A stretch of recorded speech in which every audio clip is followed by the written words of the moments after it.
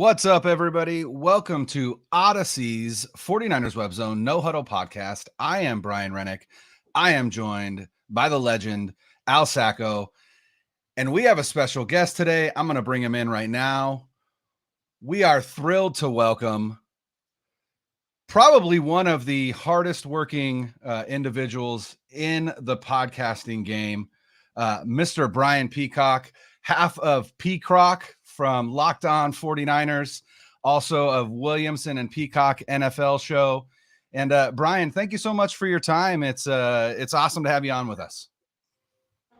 Oh, it's a pleasure. The legendary Al Sacco. I love that introduction you guys gave me there. And sorry, there's a fire truck going by just now. I don't know if you guys could hear that. It is freezing cold where I'm at, by the way. So I had to have my tea for this one for an afternoon podcast to warm myself up from the inside. Yeah, fantastic to be on with you guys. I appreciate it. It's good to have you, man. You know what? I haven't talked to you in a really long time, Brian. But I think one thing I always want to ask you is, how do you find so much shit to talk about every day? Like, it's really hard to do 2 shows a week, and you're like every day. Like, how do you do it? I was really reluctant to start doing the Locked On thing way back in its infancy.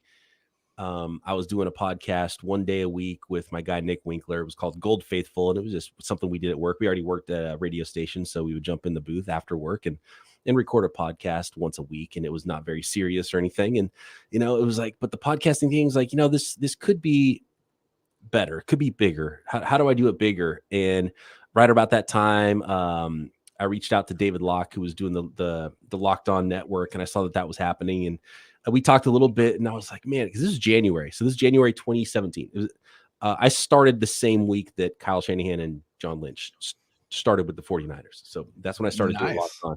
And it was the beginning of the offseason. And I made it to the draft and everything. But I was thinking, this is not possible. You can't do a podcast every single day in like June. Like, how is that even possible? But I took it on and I started it, and I'm big in the draft, so that wasn't going to be a problem. But I was a little bit worried post-draft. And it turns out that, especially with the San Francisco 49ers, and especially the last couple of years, it's been a breeze because there's always something. And even the unforeseen stories, like you already know there's going to be a quarterback thing brewing when they trade up in the draft, right? So that's going to last through an entire offseason. But then the Brock Purdy stuff now, and it's just the team that keeps on giving. It's got to be the best team in the NFL to cover right now. It never stops. The content never stops. That's funny. We actually started this show. It was when the Niners, remember Earl Mitchell was like one of the first free agent signings of this regime. Yeah. That's when we started. It was like that week. I remember I did a conference call with Earl Mitchell, and then we did the first show after that. So yeah, it was like 2017. We've been this way too long. It's crazy. We're going to talk about in the show parallels, right? Brian's got some good stuff about Shanahan and Walsh. And Peacock, I was thinking, I'm going to call you guys by your last names, I guess, because there's 2 Brians right now. So I don't. And we both spell it correctly as well. That's the big thing. Yeah, that's what makes it. Yeah. Absolutely. So it's going to be Rennick and Peacock for the rest of the show. But anyway, so we're thinking about parallels, and I'm thinking about this Brock Purdy thing, right? Colin Kaepernick jumps to mind for me, and not in the sense that they're the same quarterback, because they are not. They're very different physically. Obviously, Kaepernick is a freak physically. But the parallel to me is in 2011 when Kaepernick took over. He brought something different that Alex Smith did. Now, Smith was mobile, but not to Kaepernick's extent. But Smith did not throw the ball downfield. And Kaepernick comes in, and all of a sudden he has this big arm, and there's bigger plays to be made. And it changed the offense. And I think especially because the defense was so banged up in the playoffs that year, I'm not sure they would have had enough firepower with Smith to make the Super Bowl if they did. Maybe, who knows what would have happened. That's kind of my theory on it. So this year, you look at the Niners had originally moved away from Garoppolo, we know, because of the injuries, but also because they needed more out of the offense. There weren't those big play abilities, and they wanted to get somebody who could do that. So you bring in Lance, but the issue is that Lance has been hurt too. So we go back with Garoppolo, and this team's been really inconsistent scoring all season and driving me crazy. And then Purdy comes in. And what we've seen since Purdy's been here, he's still making the intermediate throws that Jimmy did, but there's these bigger plays down the field. And it's not that he has this cannon arm or anything. He's just willing to take shots. And it's changed the offense. And listen to this stat. The Niners have had 5 touchdowns of 25 yards or more in the last 2 games. They had 7 in the previous 12. So it's definitely changed things. And I think that could be a big sort of way to catapult them maybe into another Super Bowl. So Peacock, am I crazy with this parallel? Does it make sense to you? No, it makes perfect sense. And I've said that recently, and I don't know what it's going to look like tomorrow with Brock Purdy, but all I know is what we've seen so far with Brock Purdy is it's crazy to think that the 49ers season rides on the shoulders of a 7th round rookie quarterback, but he actually gives them the best chance to win based on what we've seen if he keeps playing that way. I don't know if he's going to keep playing that way. I'm not projecting that to be the case, but if he plays the way he has been, because yes, he's taking the layups that Kyle Shanahan presents in his offense and getting the ball out to all the playmakers that the 49ers have, but making some second reaction plays, getting out of the pocket, on the move, making throws. He's got those aggressive eyes that my co-host Eric Crocker on Locked On 49ers likes to talk about. He's willing to see that the touchdown to check down, as Steve Mariucci always says, right? He's willing to take a peek at the bigger play and give it a shot. And it's becoming more and more clear now watching the 49ers offense, and really it had a chance in the same season to watch 3 different quarterbacks now operate Kyle Shanahan's offense. And Jimmy Garoppolo clearly does not have those aggressive eyes and doesn't want to take some of those shots down the field. And Brock Purdy is more than willing to, even though he doesn't have a bigger arm. He does throw a pretty ball, and it's a pretty catchable ball. And he's made some throws that weren't great. There was the interception in what was that? Was it to Ayuk? The interception down the right sideline that he threw, and it wasn't like really a back shoulder. It wasn't really over the top. It was kind of just like inside. It wasn't really a great the arm punt against Miami. Yeah, the 4th down one. Yep. Right. Yeah. But he's willing to take a shot, and that's what we're seeing. And so he's doing a little bit of both, and I can kind of see some parallels there to where. And actually, I just watched the 2012 playoff game against the Packers with Colin Kaepernick runs for 178 yards or whatever it was, and it looks a lot different if I don't know if it would have been better or worse or whatever in any of those games, but the way that they got to the Super Bowl, it's almost like. And you can't do this with quarterbacks, but I would have liked to see Alex Smith play in the Super Bowl, but I don't know if Alex Smith would have gotten them to the Super Bowl if he was quarterback in all the games either. So, and for the 49ers, they don't have a choice because it's just Brock Purdy. But if he keeps playing like he has been, he's giving you the layups and he's giving you the big plays too. Yeah, it was interesting. Al texted and said, "Hey, here's some of the things that I wanted to talk about," and one of them was this parallel. And so I wanted to look it up as well and be like, is there a parallel? And again, with us and some of the stuff that we're going to look at later kind of blows my mind in terms of like just the parallels and how it's like, how does something like this happen? But Colin Kaepernick came in 2012 when Alex Smith went down and started the final 7 games of the season. Brock Purdy is also going to get 7 games to end the season, if you include Miami being what amounts to a full game since he came in after the first drive of the game. And Kaepernick ended up going 5-2, and he threw for 1,814 yards, had 10 touchdowns and 3 interceptions, took 16 sacks. That was the one that was like, ooh, that's tough. In 7 games, you're talking about 2 sacks a game. That's tough. But then also added 415 yards on the ground and 5 touchdowns. And when you look at the games that he played in those 7 games, the only team that he ended up playing that was also ended up being a playoff team that season was the New England Patriots, who he absolutely put a show on against. And so, Purdy has played Miami, is likely a playoff team, but it's not guaranteed right now. He's played the Bucks, who, despite what's going on there, I have a hard time believing the Panthers are going to end up as the NFC South representative. So I imagine that the Bucks will. Not that they're a good team, but that's still a playoff team. And then the Seahawks. So 3 weeks in a row, he's playing teams that have playoff aspirations. And then a 4th week in a row against the Commanders, although theirs took a big hit after last night's loss. And then he ends the season against the Raiders and then against the Cardinals. So in terms of parallels, they're going to play the same number of games. Kaepernick ended up 5-2 so far. Purdy is 3-0. But Purdy is playing, in my opinion, kind of stiffer competition. And then the other thing is, you got to think of it this way. I mean, Kaepernick averaged 139.5 yards per game in those 7 games. Purdy is already averaging more than that. He's averaging over 200. So different offenses for sure. The one thing that I think is different for Purdy than was for Kaepernick is that he's really just Kyle Shanahan wants, and we've said this before, he wants a quarterback out there where he can just mash his controller buttons like Madden and make the throws that he wants him to make. And Purdy is doing that for him in spades. The biggest thing that Purdy adds that I would argue Garoppolo doesn't, I don't even need to argue, Garoppolo doesn't add this, is like you said, Brian, that escapability, that the plays that he extends with his legs, you can think of was it against the Seahawks, that naked boot where he juked the defender and got the ball out. That's not anything that Garoppolo is going to do. 2017 Garoppolo, possibly. Post ACL injury Garoppolo, absolutely not. We just haven't seen it. So it is crazy that there are those parallels. And obviously we know what happened with Kaepernick at the end of that run.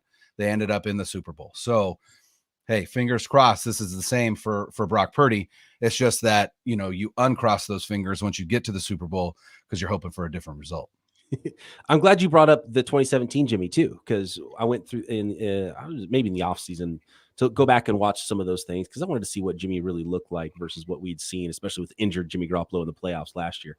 And yeah, I think the number one thing I took away from that is there's way more lower half going on with Jimmy Garoppolo. And I think that affected his ability to throw the ball down the field too, is because he's not got as much lower half. And he's always been really quick with that, the hips and just kind of like snapping off those throws with the upper body, but there was even less. And so you could see him move around a little bit more. And 27 Garoppolo looked a lot more like, I think, 2022 Purdy that we're seeing now. And Purdy's got a little bit more athleticism, getting out of the pocket, I think, a little bit, but he's not a super fast guy. He's not going to go make big runs or anything like that. Right. But there was definitely a different vibe to the 2017 Jimmy. And I think maybe even a little naivety to it. And maybe it's just a pared down version of Kyle's offense where maybe not everything is thrown in on a quarterback, which we've seen hasn't necessarily made these quarterbacks better either. So there's so many factors going on here with different players, different skill sets, how Kyle uses them. And the only takeaway really I have right now is that it pays to go from somebody else's offense to Kyle Shanahan's offense. But we've yet to learn if it pays to spend a long time in Kyle Shanahan's offense. So that's why, next year I want to see we get to see a better version of Purdy than we've already seen, or we get to see that whatever we expected and hoped for Trey Lance in the future. I would love to see that. But that's probably the one reservation I have with Kyle Shanahan is like, okay, well, where's the growth for these quarterbacks? Because they show up and they look amazing, but we haven't seen them get better really yet. And right. I don't know if there's even a reason for that, or if that's just, a small sample thing that doesn't exist. But that's definitely something that I've really started to wonder about with Kyle Shanahan, because clearly his offense is awesome and he makes things easy on quarterbacks. Somehow when they show up, they play well. Mm-hmm. But I haven't seen, I can't think of anybody except for year two Matt Ryan and like big growth in Kyle Shanahan's offense. Mm-hmm. Yeah, he was the one that sticks out where that 2016 Falcons offense is kind of like that's what you want. That was like the pinnacle of Shanahan's offense. And Ryan really took that jump. The big thing to me that stuck out, I think, the most about Purdy, because he's not physically the most gifted guy in the world. But Brian, you mentioned like Shanahan wants to just kind of mash that X button or whatever, right? Throw it here, throw it there. He seems to have the smarts to do that, and he's got poise and he's got moxie. And the thing with the Seattle game, so you watch the game and there were a couple plays that jumped out, but it's not like he put up 45 points. But when you look at what he did, Seattle's been a house of horrors for the Niners, and it's tough for anybody to play there. He went into Seattle injured with a hurt oblique on a Thursday night. And he had that one pass that should have been picked. He's a 7th round rookie in his 3rd game. Those things are going to happen. It happened once, right? Maybe he had 1 or 2 bad throws. Other than that, he was really good.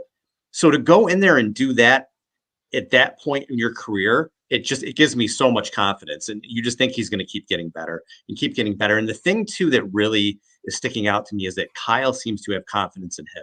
So Brian, you brought out the rollout. I believe that was 3rd and 1, 3rd and 2, something like that. It was towards the end of the game. And he's got the option there. He could either dump it off in the flat if it's there or run. It wasn't there in the flat. And he got the first down. This is, again, a 7th-round rookie in his 3rd start, essentially. Here, go do this. Like, for Kyle to do that. You saw in the first game when he came in, he threw 37 times. So Kyle really trusts him to do that. And you have to feel it's premature to talk about because this could all go to hell in the next few weeks. But going into next year, if this continues and they make a run, like you said, Peacock, we're going to have a lot of stuff to talk about because we're going to be talking about a quarterback controversy.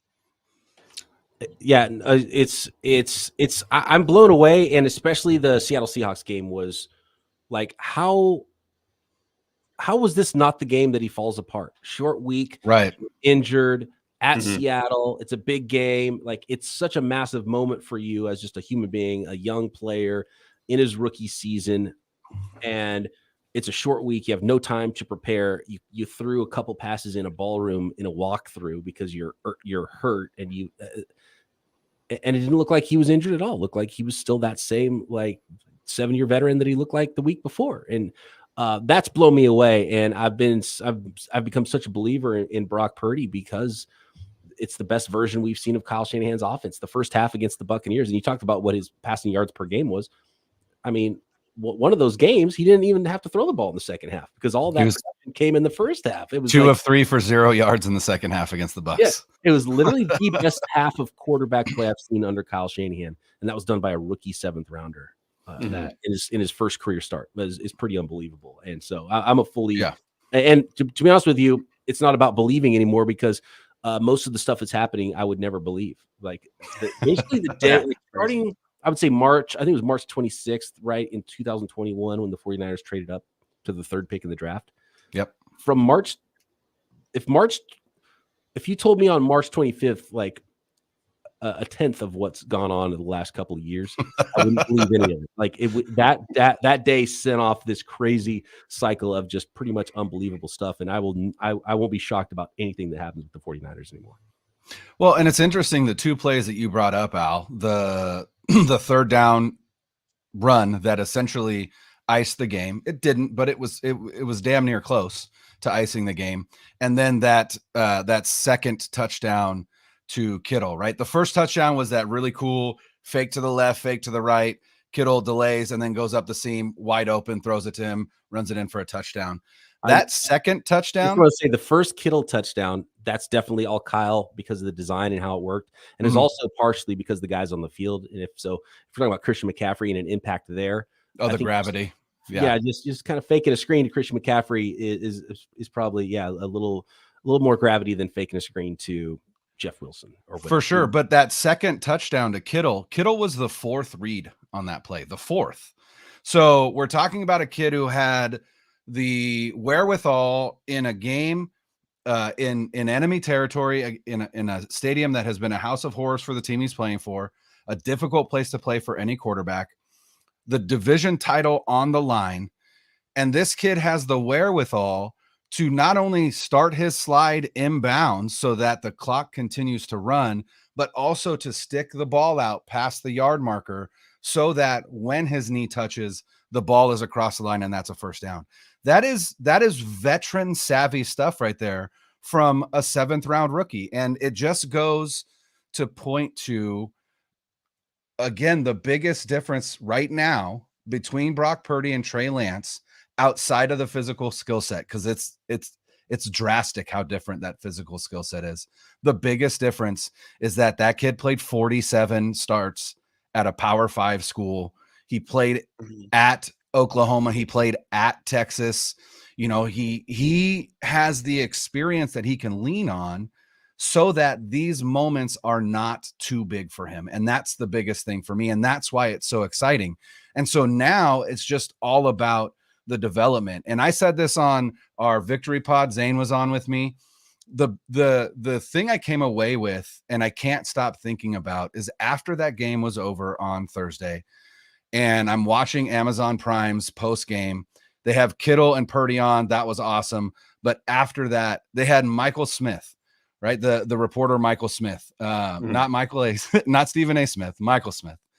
Michael Smith covered the Patriots for the Boston Globe in 2001. And he came on Amazon Prime after game and said, Brock Purdy is giving him, because of the way that he prepares and because of the experience that he has to lean on, is giving Michael Smith 2001 Tom Brady vibes. Now, if you're a 49er fan, I don't know that you could hear something and be more excited about what you heard about this kid than 2001 Tom Brady vibes. And so do I think that this offense has a higher ceiling with Trey Lance?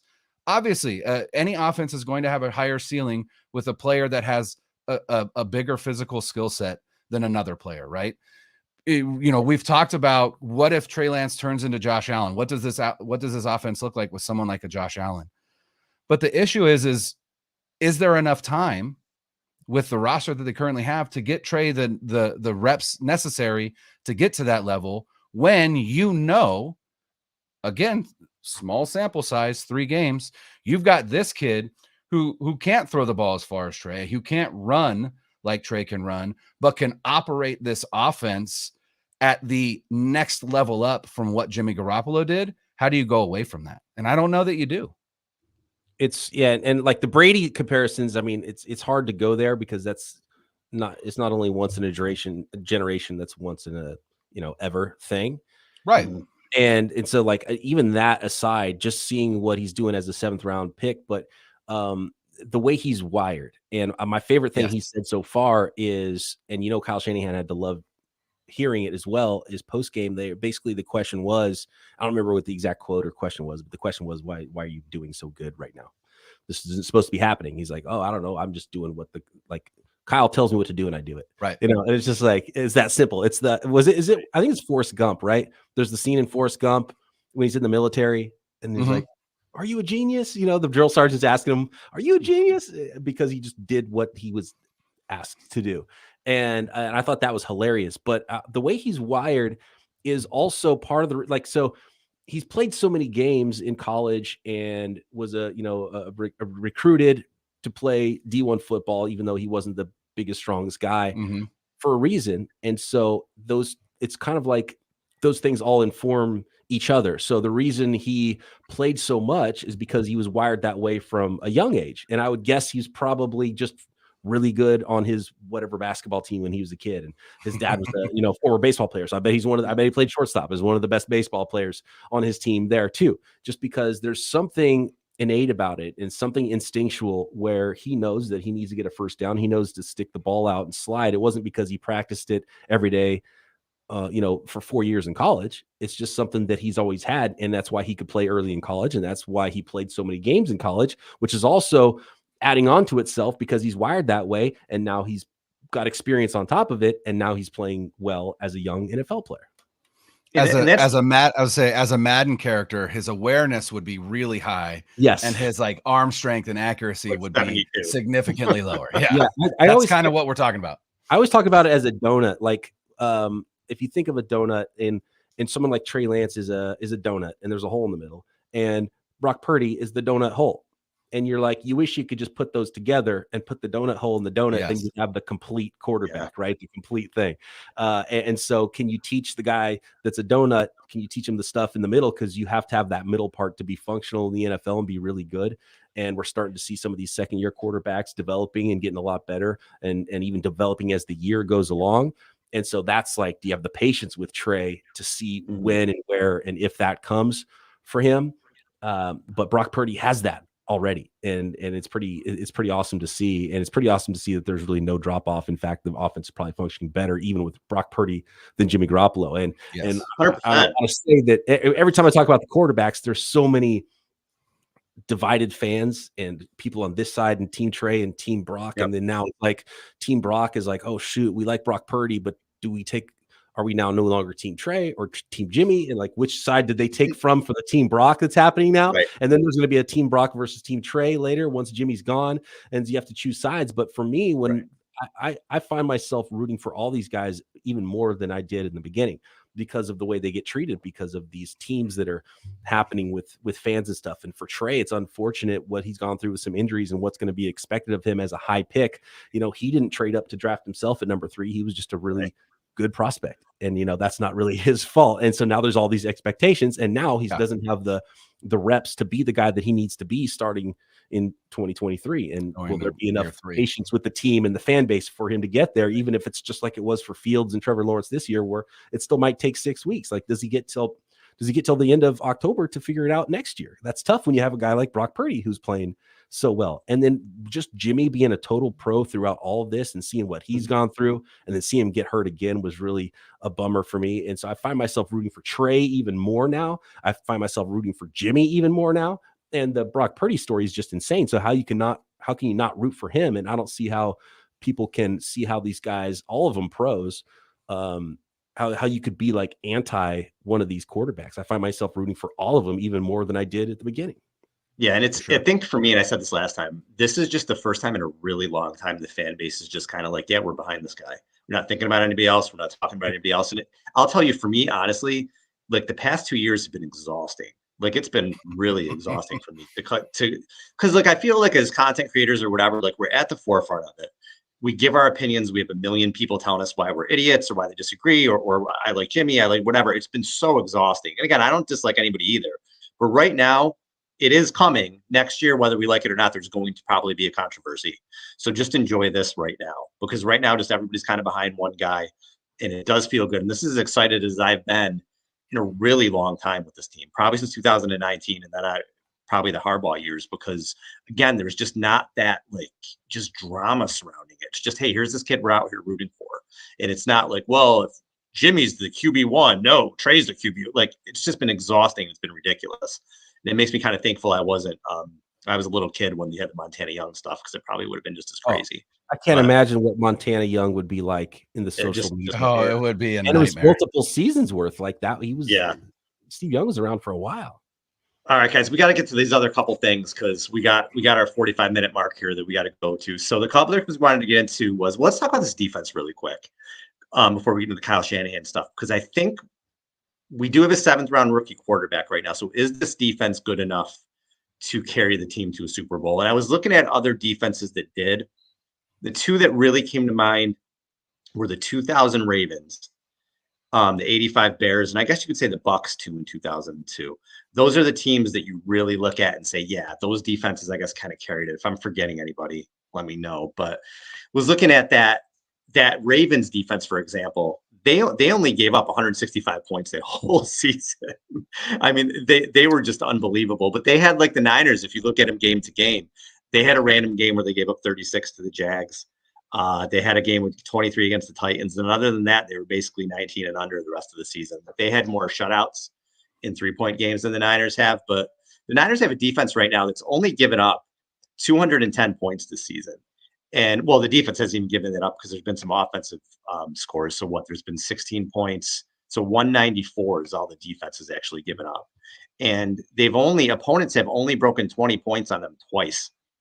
So if there's a defense in this day and age that can do it, I think it's this one, especially when you look in the NFC, when other than the Eagles, nobody really scares me. So a quarter of their points given up was the Chiefs.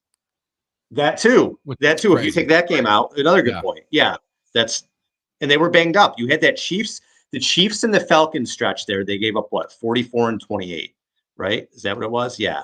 So you take out that 26 against the Falcons. It was 28. Score was 28-14. Well, they gave up 21, I guess, if you don't count the fumble. But right, yeah, there was a defensive score for the Falcons.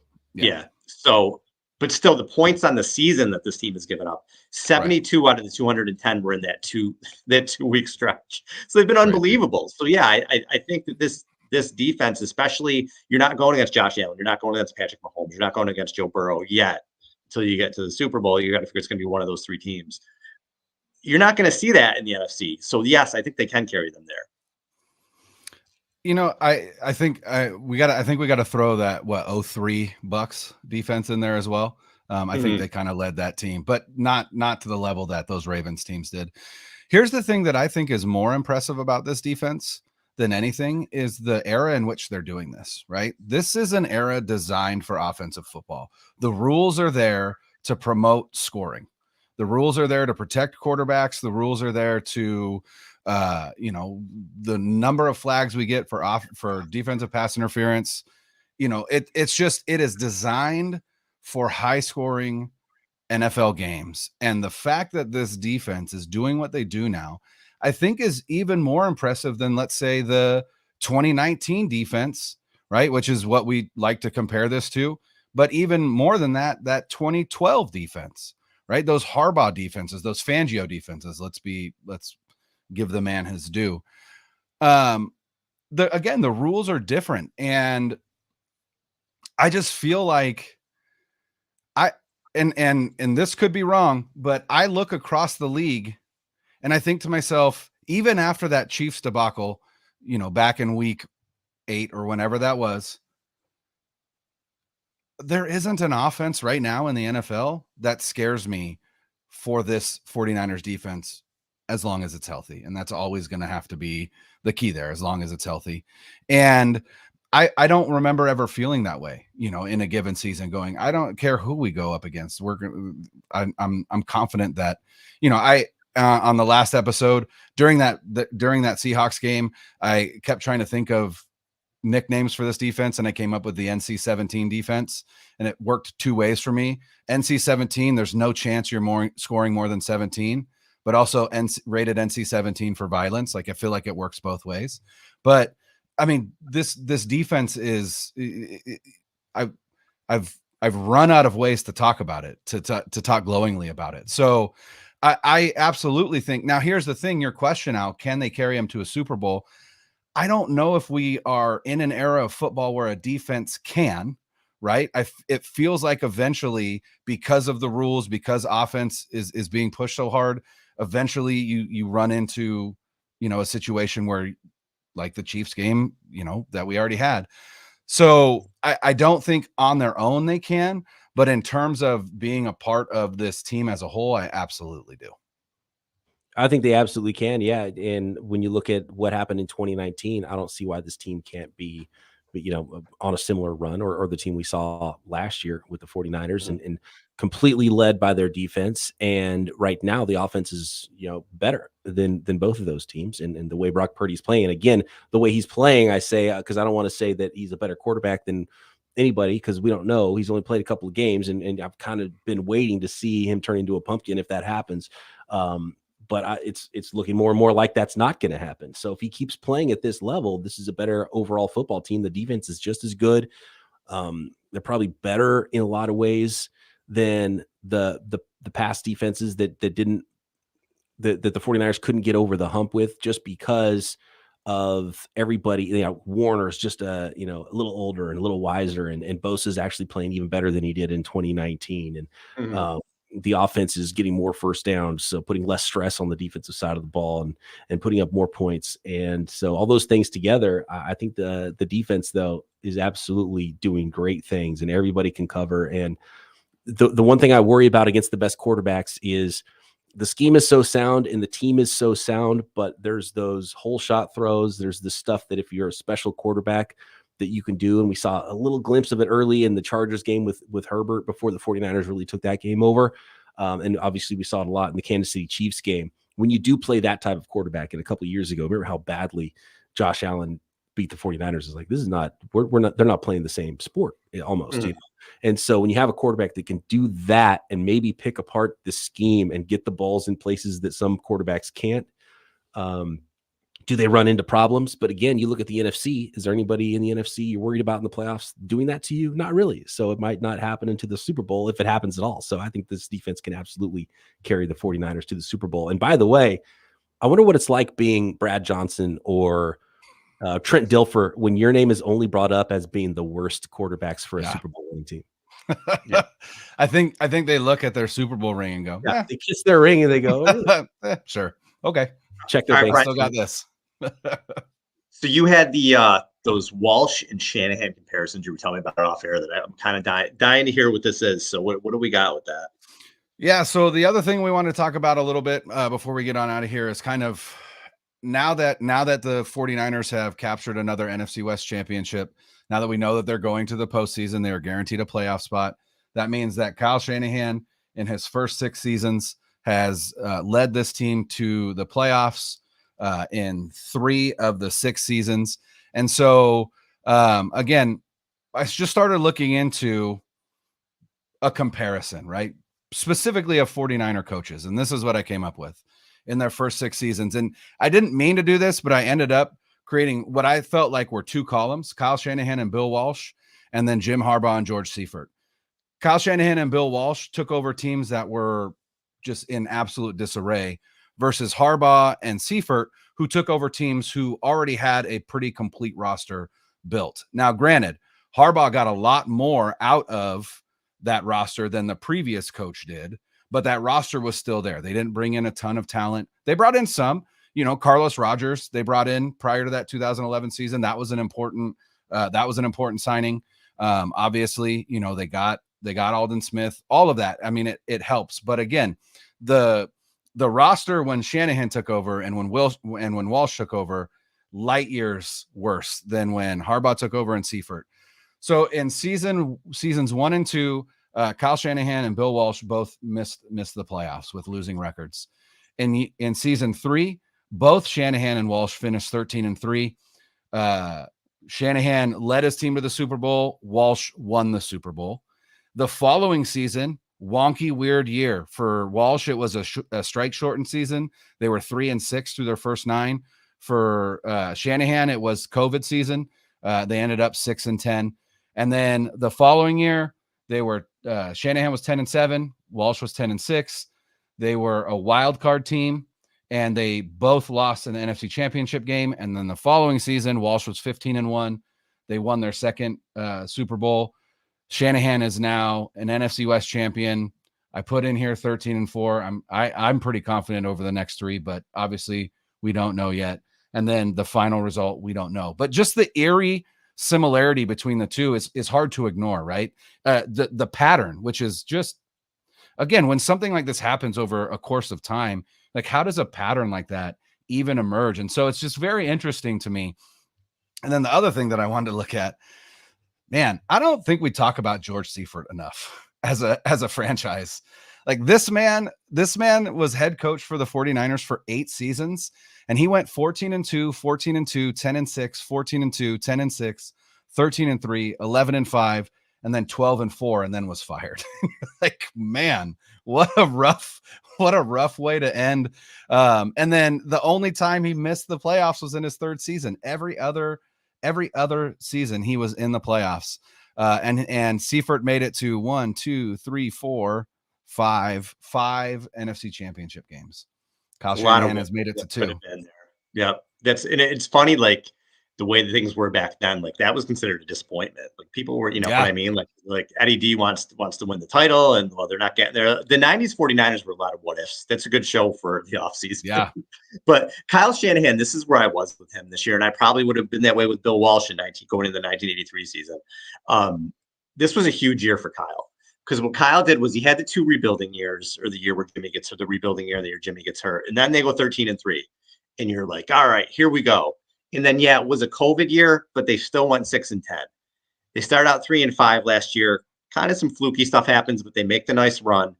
This year at 3-4, it was going one of 2 ways. If this season went and they were 8-9 or 9-8, now he's on the hot seat next year. He really is. But now what's happened is he's won 10 games plus 3 the last 4 years. He's won 2 divisions. He's made the playoffs 3 the last 4 years. Now the narrative has completely changed. Now they're not even going to be any remote discussion of him being on the hot seat. He's completely changed it with a really, really good season. And credit to him for that, because what's funny is if things happen differently this offseason, maybe Nate Sudfeld's been starting for a while. And they're not in the shape that they are right now. So it's been a really good year for Shanahan, and I think maybe in a couple of years we're going to laugh to think that people were ever kind of had him on the hot seat, because he might have been heading there if things ended up differently. But here we are. This chart also blows me away at even great coaches, how short their careers can be. Like imagine if Kyle Shanahan won the Super Bowl and then only coached the team for 4 more years. I mean, that's insane. Bill, he's over halfway of what Bill Walsh did in his career as far as how long he coached the San Francisco 49ers, and only 2 years off of George Seifert. And yeah, totally different eras, different, style of ownerships, and the expectations for George Seifert really just impossible when you look at it like that. It's unbelievable that a divisional loss is something that, the Lions fans have been dying for my whole life, and the 49ers are firing their coach in the 90s because he only got to the playoffs and lost in the divisional round. So he only won 2 Super Bowls. Yeah, it's pretty amazing. It's pretty amazing when you put this all together and look at this. And then even the Harbaugh era, and obviously there's other reasons why, but his record as a coach and how much better all these guys' records overall are than Kyle Shanahan, who, by the way, kudos to Kyle Shanahan with the 10th win on the season, got himself over 500 no matter what happens the rest of the way this year. He's not a losing coach anymore record-wise for the 49ers after this year. So yeah, he is currently 49-46 in the regular season as the 49ers head coach, which means at worst he finishes this season at 49-49. I don't foresee that happening. But hey, also look at the parallels there. He's won 49 games as the 49ers head coach. I like it. But go ahead now. I was going to say the last is that narrative starts to change now. The last 4 years, obviously the season has a bit of ways to go, but he's 39-24. It's a pretty damn good record. And 4 playoff wins. So that's pretty damn good. I think a lot of people would take that over a 4-year stretch. And here's the thing. So looking at, we talked about, what if Kyle Shanahan wins a Super Bowl, comparing him to Bill Walsh, but what if Kyle Shanahan's team say lose in the divisional round the next 2 years? Does he suffer the fate of George Seifert too? Because this career could go a lot of different ways for Kyle Shanahan right now. This is a huge season, yes, but he can't go back to, okay, go to the Super Bowl. Oh, but then you're 6-10 again next year. He can't really do that either. And then he's got a young quarterback to try to figure out what to do. So this could still go a lot of ways for Kyle Shanahan here. Is now granted, we're talking about very different quarterbacks in their trajectory of their careers, but obviously Walsh had Montana and Young and that whole dilemma there, and now instead of having 2 established veterans battling it out, you've got 2 young quarterbacks now that he's going to have to figure out which one of these guys is going to take us farther. And here's the thing, right? What if Brock Purdy leads this team to a Super Bowl victory? Is there still a conversation to be had? And I think there is. I'm not saying there's not, but is there still a conversation to be had about, but what about this kid who is more physically gifted? We spent all of this capital, right, to move up to get him. Are we just going to cut bait on that because this kid who we've seen for 7 regular season games and now again, if it's a Super Bowl victory, 4 postseason games because they're not getting a bye. Is that enough to cut bait on an experiment like Trey Lance? I don't know. I don't know that I have that answer right now, but again, that is what Kyle Shanahan is getting paid to do, but that's a difficult situation for him moving forward, which is why I think, again, this season has been such an impressive coaching. I don't want to say clinic, but it's been an impressive coaching season for him. And I genuinely believe that he doesn't get enough hype for Coach of the Year to be where they're at right now and be on QB3. No one in the league would be where they are if that were the case. So kudos to Kyle Shanahan and kudos to John Lynch for this roster that he put together that allows them to really weather a lot of bumps and bruises along the way with the depth that they created. And then you also think about what if Trey Lance develops into the next Josh Allen, what that would look like with all that the 49ers have going for them, with playmakers and on the defensive side of the ball, and how scary that would be too. So to me, all that's done is basically, and we saw in 2019 how impactful that is for the 49ers to go to the Super Bowl. The Niners literally said no to Tom Brady, right? Yeah. So I'm sure Brock Purdy is going to have an opportunity to compete, at least compete for a starting job, and maybe even take the first team reps in camp over Trey Lance. If he does go and win a Super Bowl, it'd be phenomenal. But there's no way that you wouldn't allow Trey Lance to compete for that job too. And so, but it would allow Brock Purdy to potentially be the opening day starter in 2023. But he pretty much has to run the table at this point, I think, for that to happen because of everything that's gone into and resources spent on Trey Lance. But again, I don't think they'll have the patience for Trey Lance either necessarily. So I think it could be just a legit competition And if Trey Lance doesn't show a ton of development and readiness by week 1, we could see Brock Purdy winning that job. So it's going to be a wild offseason, and it's going to be a wild end to this season, I have a feeling. And by the way, which also means it's I talked about this on Locked On 49ers because I don't know why we expect that Brock Purdy is not going to get hurt or something, right? Like it's not going to be Brock Purdy. It's going to be Josh Johnson, or it's going to be like Brock Purdy on the 3rd play of the game gets hurt in the Super Bowl and Christian McCaffrey. Oh my God. And you still go in the Super Bowl, right? It's going to be something even more insane, in the most insane story we've ever seen with Brock Purdy. And it could get even crazier, right? So that's what's, and we keep doing it with like, running backs or, every position where like, people talk about, not to go off course too much here, but like, so Jimmy Garoppolo gets hurt and is like, oh, Brock Purdy, he's going to take us the rest of the way, and act like injuries don't happen anymore or Javon Kinlaw is going to come back and be like, oh, cool. Kinlaw's coming back. So he's for sure going to play every game for the rest of his career after he gets back off of IR. Right. And, you always forget that, oh yeah, there's this other thing that's probably going to happen soon, and you should prepare. That storm cloud is always there. It's always there. Always.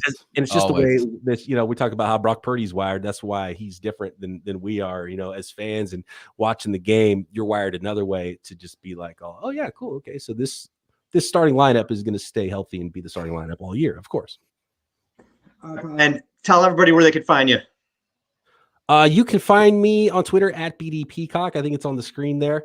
And you can find myself and Eric Crocker doing Locked On 49ers every day on the Locked On Podcast Network. And I also do an NFL show with former NFL scout and ESPN writer Matt Williamson, the Peacock and Williamson NFL show. We also go every day talking about the entire league. And so you can find me in a lot of places. I'm doing about 10 plus podcasts a week. So you can probably find me somewhere. So you could just throw a rock and find a Brian Peacock podcast. Throw a rock at some speaker and you'll probably have my voice coming out of it.